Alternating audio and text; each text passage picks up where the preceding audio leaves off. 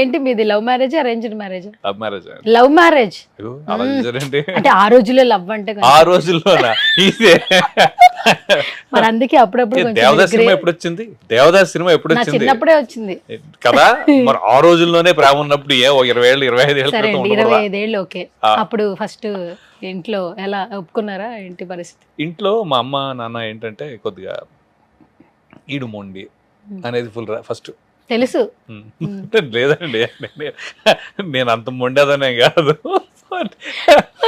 కాకపోతే ఏంటంటే నేను పట్టుకున్న కుందేలకి మూడే కాళ్ళు అనేది కొన్ని విషయాల్లో మా అమ్మాయి అనేది, అమ్మో వీడు మొండోడు ఇటు ఈడెండో చెప్పి mother is like she was like saying that అమ్మో వీడు ఒకసారి ఇంక వినటేడు ఏదో మాట్లాడండి వెళ్ళారు టైప్లో.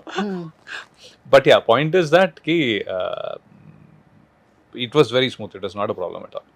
ప్రాబ్లం అసలు లేదు, అసలు అటు సైడ్ నుంచి లేదు ఇటు సైడ్ నుంచి లేదు. సూపర్ మీరు. అంటే ఆయన కూడా ముందు కన్విన్స్ చేసి పడతాం వాళ్ళ ఇంట్లో వాళ్ళు. So they were there for a vacation. అంటే నేను యుఎస్ లో కలిసాను అమ్మాయిని, Pooja and we met her, but I met her in the US. And then వాళ్ళ పేరెంట్స్ నార్మల్ గా వాళ్ళ కూతురు ఎక్కడ ఉందో ఉంటుంది ఆ ప్లేస్, ఎందుకైనా మంచిది మామూలుగా వచ్చారు. వచ్చినప్పుడు వాళ్ళతో కూడా ఫ్రెండ్షిప్ చేసుకున్నా బాగానే. కాదు మీరే ఫస్ట్ ప్రపోజ్ చేశారా?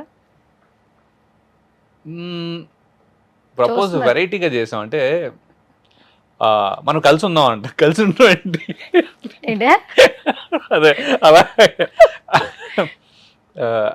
యాక్చువల్లీ అదన్న you know I love you, I want to marry అలా వెళ్ళలేదు. ఇది ఏదో ఒక రకమైన అండర్స్టాండింగ్ లో కాదు, మనం కలిసే ఉన్నాం కదా, కలిసి ఎలా ఉండాలంటే పెళ్లి చేసుకోవాలి కదా, అది పెళ్లి చేసుకుందాం అనే టైప్ లో ఇలా మీరు చెప్పారు. అప్పుడు అది పాపం ఆవిడకి ఎలా అర్థమైందో పాపం. ఆవిడ నాకంటే ఓ 2 ఆకులు ఎక్కువ చదివిందా? సో ఎంతమంది కిడ్స్ ఇప్పుడు మీకు?